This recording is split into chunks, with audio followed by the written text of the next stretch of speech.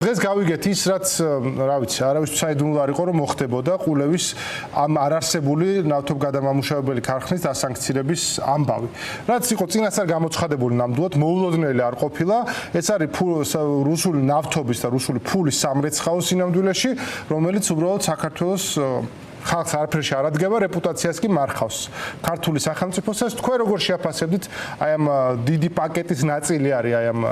ეგრეთ წოდებული ქარხნის დასანქცირება, რა ტიპის ამბავი არის და რა ამბავი არის ეს საქართველოსთვის? მადლობთ ირაკლი მოწვევისთვის, მივესალმებით თქვენს მაყურებელს. მე ვფიქრობ, რომ თვითონ ეს ფორმა, რომლითაც შეირჩა დასანქცირების საკითხი კონკრეტულად ყულევის ნავთობგადამამუშავებელი ქარხნის კიდევ ერთხელ პირველ რიგში ხაზს უსვავს ძალიან მნიშვნელოვან ფაქტორს, რომ ევროკავშირი საქართველოს ჩვენს ქვეყანას მოიაზრებს მაინც როგორც პოტენციურ პარტნიორს, მიუხედავად იმისა, რომ დღევანდელი ხელისუფლება ყველაფერს აკეთებს იმისთვის, რომ მათ შორის ჩვენი საზოგადოება დაარწმუნოს საპირისპიროში, რომ თითქოს რაღაცა ევროკავშირს აქვს მიკერძოებული დამოკიდებულება საქართველოს მიმართ და ასე შემდეგ, იმიტომ რომ ჩვენ უნდა გვესმოდეს, რომ როდესაც ევროკავშირმა შექმნა ეს შესაძლებლობის ფანჯარა 6 თვიანი ვადით, ხო, ასე ვთქვათ, გამოსწორების, ვითარების, ეს არის სწორედ კეთილი ნების ჟესტი მათი მხრიდან, არაფერი მათ ხელს არ უშლიდათ, რომ დაუყოვნებლივ აემუშავებინათ სანქციების, ასე ვთქვათ, სანქციები ამ მიმართულებით, მაგრამ კიდევ ერთხელ შეიძლება ითქვას, რომ მოგვცეს ჩვენ შესაძლებლობა, რომ გამოვასწოროთ ის ვითარება, რაც ქვეყანაში არის შექმნილი, დადასტურდა კიდევ ერთხელ ის, რასაც ჩვენ დიდი ხანია ვამბობთ, რომ საქართველოს დღევანდელი ხელისუფლების პირდაპირ ხელშეწყობით ხდება ჩვენი ქვეყნის ინფრასტრუქტურის გამოყენება რუსეთის ინტერესებისთვის და თუ ვინმეს მიაჩნდა, რომ ჩვენ რაღაც მიკერძოებული პოლიტიკური პოზიცია გვაქვს, დღეს უკვე ევროკავშირის მიერ დადასტურებული არის ეს ფაქტი და რამხელა საფრთხეს უქმნის ეს ჩვენს ქვეყანას პოტენციურად საზოგადოებას, რომ ესმოდეს, თუ ჩვენ ვერ გამოვასწორებთ ამ პრობლემებს, რომელიც არის დღეს შექმნილი, არამხოლოდ ნავთობგადამამუშავებელ საწარმოსთან დაკავშირებით, არამედ ძალიან მნიშვნელოვანია კრიპტოვალუტასთან დაკავშირებული სანქციებიც.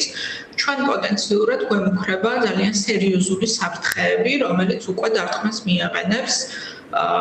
ისეთ სერიოზულ დარტყმებს მიაყენებს თელ რაღაც რიგ მიმართულებებს ქვეყანაში, მათ შორის საფინანსო სექტორის თვალსაზრისით ძალიან სერიოზული გამოწვევები გაჩნდება და ამიტომ ეს არის კიდევ ერთი და რა ვიცი, უკანასკნელი შანსი, რომ საქართველოს დღევანდელ ხელისუფლებამ დაიწყოს იმ პოლიტიკის გატარება, რომელიც აღკვეთავს რუსეთის მიერ ჩვენი ქვეყნის ინფრასტრუქტურის გამოყენება საკუთარი ინტერესებისთვის და თავისთავად ის, რომ ამის გაკეთება მოუწია ევროკავშირს სანქციების მიღების, ასე ვთქვათ, პროცესს გულისხმობ ამ მიმართულებით მრავალი გაფრთხილების შემდეგ მოუწია უკვე ამ ნაბიჯის გადადგმა, ეს აჩვენებს თავისთავად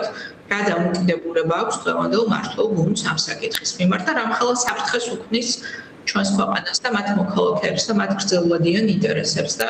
თქვათ შორის არც გრძელვადიანს, იმიტომ რომ ფინანსურ სექტორთან დაკავშირებით შესაძლო გამოწვევები ძალიან სერიოზულ და სწრაფ საფრთხეს შეუქმნის ცხადია მთელი ქვეყნის ეკონომიკას. რაღაცნაირად ეს ამბავი თითქოს არ შეიმჩნიესო, ესე გავიდა ოცნების პირობებში. მათ მუხლის ჩოქების დლამით ითხოვეს, რომ სანქციები მათ არ შეხებოდათ, როცა ეს გადავადდა, ხო? ცოტა ხნის წინ იყო ეს ამბავი და მე ეს გამარჯვებად გამოაცხადეს, რომ აი სანქციები არ შეგვეხო, თუმცა იქ პირდაპირ დოკუმენტებში პირდაპირ ეწერა, რომ ნუ ძალიან დიდი თხოვნის და პირობების შედეგად რომ ეს შეწყდებოდა რუსული ნავთობის რეცხვა აქ, გადაწყდა ამ სანქციების გადადება ახლა. სალომე, თქვენ როგორც პოლიტიკოსი მინდა გკითხოთ, ფიქრობთ, რომ რესურსი ამ რეჟიმს აქვს, რომ ამ ტიპის კონტრაქტები გაწყვიტოს რუსეთთან. თქვენ რა შთაბეჭდილებას გიტოვებთ მთელი მათი ეს დამოკიდებულება, იმიტომ რომ თუ რამე არის რუსეთისთვის ახლა მნიშვნელოვანი არის აი ჩრდილოვანი ფლოტი, ჩრდილოვანი ფლოტისთვის საჭირო პორტები, შესაბამისი სამრეცხაოები ამ გაგებით, სადაც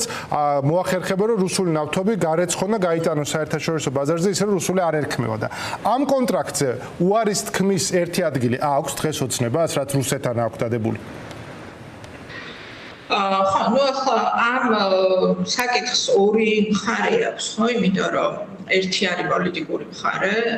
რა ასე ვთქვათ, რა თავისუფლების ზონა აქვს გადაწყვეტილების მისაღებად ბიძინა ივანიშვილის რეჟიმს, იმიტომ რომ ცალსახად შეგვიძლია და დღეს უკვე ევროკავშირის მიერ დადასტურებული ფაქტი არის, რომ ფაქტიურად ბიძინა ივანიშვილმა საქართველოს შესთავაზა, შეიძლება ითქვას, რუსეთს როგორც ტერიტორია, სადაც შეიძლება რომ ასე ვთქვათ, თავიდან იქნას აცილებული სანქცია. მთელი რიგი მიმართულებით არის გამოყენებული დღეს საქართველოს, ახლა ეს შეეხო სანქციები ყველაზე ცნობიერად საკითხებს, მაგრამ ეს ამით არ მოიწურება მარტო როგორ იყენებს დღეს რუსეთი ჩვენს ტერიტორიას საკუთარი ინტერესებისთვის.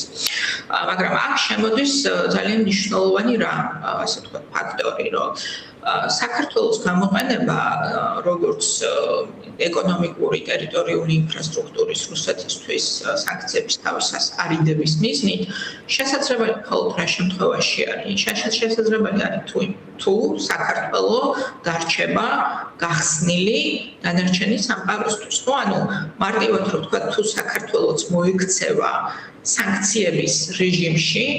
ის უბრალოდ ეკონომიკური ინფრასტრუქტურა საქართველოს იმ ფუნქციებს ვეღარ შეასრულებს, რისთვისაც რუსეთს სჭირდება, ხო? იმიტომ რომ ეს შესაძლებელი არის მხოლოდ მაშინ, თუ არ ვრცელდება საქართველოს ტერიტორიაზე ის შეზღუდვები, რომელიც აქვს დაწესებული რუსეთს უკვე დასავლეთის მიერ. ამიტომ ჩვენ როდესაც ვამბობდით, რომ საქართველოს ეკონომიკის მიბმა რუსეთის ომის ეკონომიკაზე. მათ შორის ამ მიმართულებით, რომ რაღაცა ინფრასტრუქტურა იყოს ეს სანქციების თავის არიდებისთვის, რომ ეს არის დროებითი, ასე ვთქვათ, შეიძლება რაღაც დროებითი ეკონომიკური აქტივობა ამას შექმნას, მაგრამ ეს იქნება დროებითი, სანამ ასე ვთქვათ, ამას არ აღკვათ შესაბამისი ზომებით დასავლეთის მხრიდან და დღეს იწყება ეს პროცესი, ხო, იმიტომ რომ რეალურად რა ხდება, ანუ საქართველოს მარტივად ვთქვათ, ძალიან პატარა მასშტაბის არის, ხო, თავის შესაძლებლობებით, რომ აი უზარმაზარ, ასე ვთქვათ, პროცესებში რაღაცა გადამწყვეტი როლი ეთამაშა, მაგრამ ამიტომ არ იყო ის, მე ვიტყოდი, ყურადღების ეპიცენტრში მოქცეული გარკვეული დროის მანძილზე, იმიტომ რომ გუშინ არ დაწყებულა, ხო, ეს ყველაფერი დიდი ხანია მიდის, მაგრამ რაც უფრო აფართოვებს ევროკავშირი აი სანქციების რეჟიმს, რაც უფრო წვრილმანდება, მოდი ესე ვთქვათ, სანქციები, ანუ რაც უფრო ფართო ფრონტით უტევს რუსეთს ევროკავშირის საკუთარი სანქციებით, საქართველოს თუნდაც ძალიან მცირე მასშტაბი, რომელსაც ჩვენი ქვეყანა თავაზობს ამ თვალსაზრისით რუსეთის დახმარების ინფრასტრუქტურაში, ხდება შესაბამისად სამიზნეში. ამიტომ მარტივად რო ვთქვა,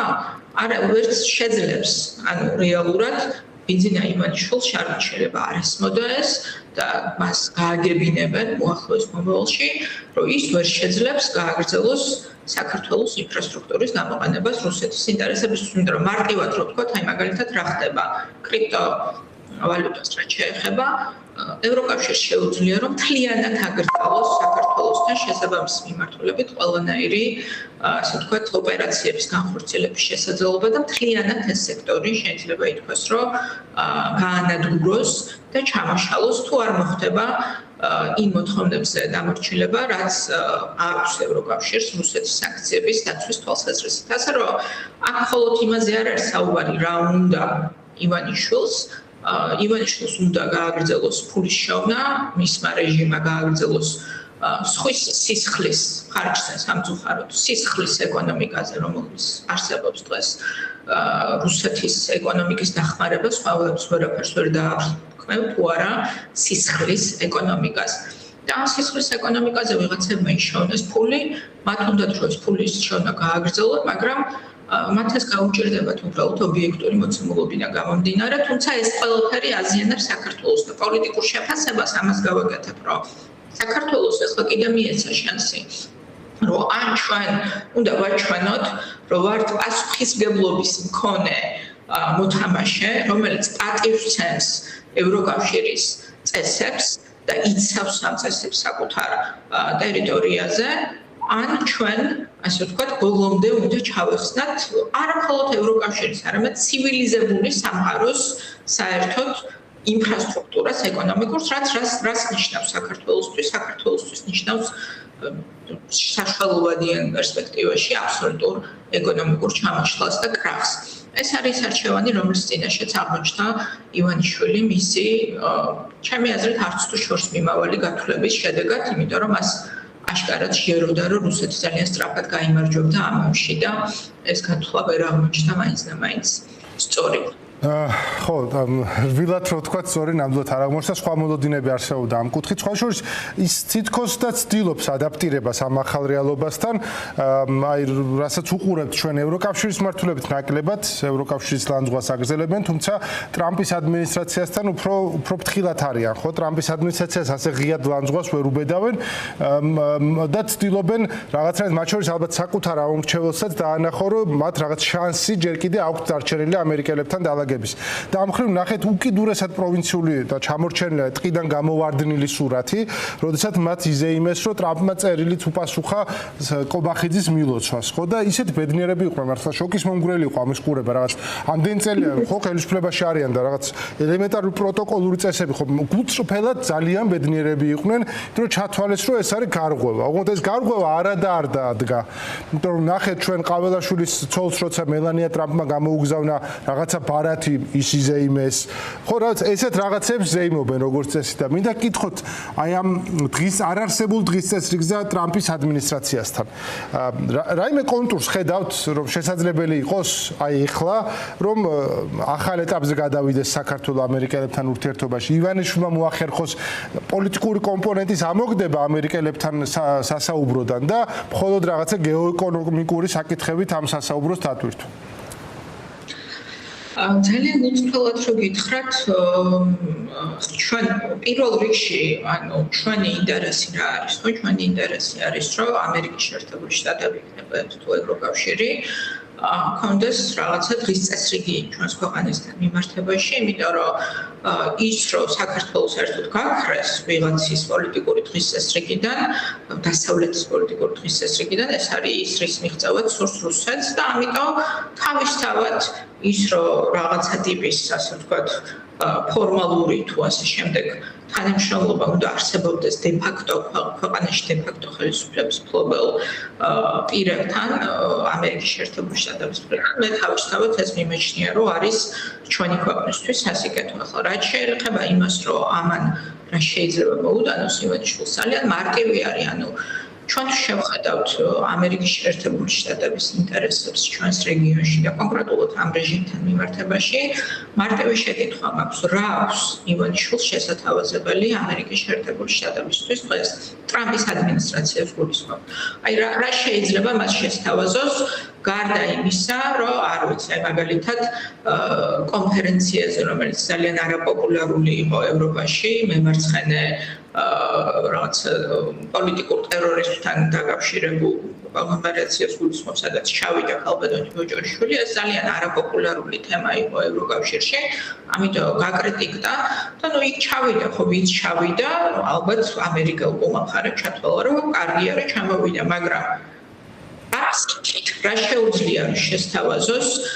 ბიძინა ივანიშვილმა ტრამპის ადმინისტრაციას. ბიძინა ივანიშვილი არ არის ევროკავშირის წევრი ქვეყნის ლიდერი, რომელსაც შეუძლია რომ რაიმეზე გავლენა მოახდინოს ევროპაში შიგნით მიმდინარე პროცესებზე.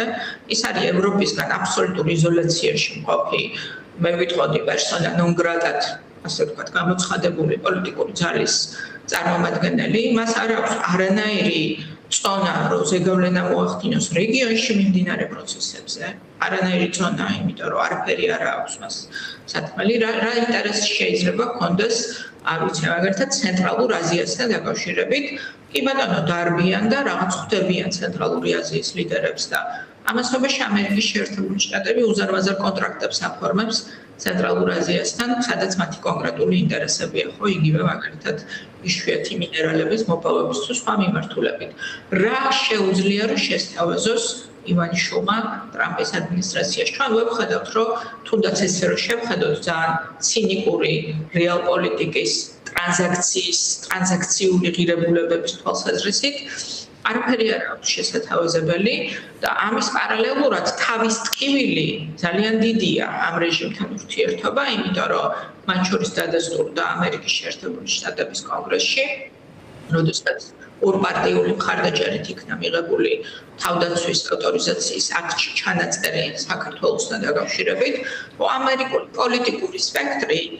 ორპარტიული პოლიტიკური სპექტრი თანხმდება იმაზე, რომ დღეს საქართველოს დღევანდელი რეჟიმი წარმოადგენს გამოწვევას ამერიკის ინტერესებისთვის. ასე რომ მე ვერ ვხედავ რაიმე, ასე ვთქვათ, სერიოზული გადატვირთვის პოტენციალს და ამიტომ უწყობს სწორედ მათ, რომ რაღაც პროტოკოლური, მე ვიტყოდი, ზრდილობა წარმოაჩინონ სტრატეგიულ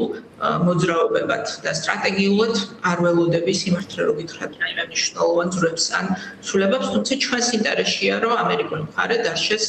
ჩართული ამ საქართველოში მიმდინარე პროცესებში. ეს ცხადია, რომ ჩვენი ქვეყნის ინტერესებში შედის და მე ამას, ასე ვთქვათ, მხოლოდ მივესალმები.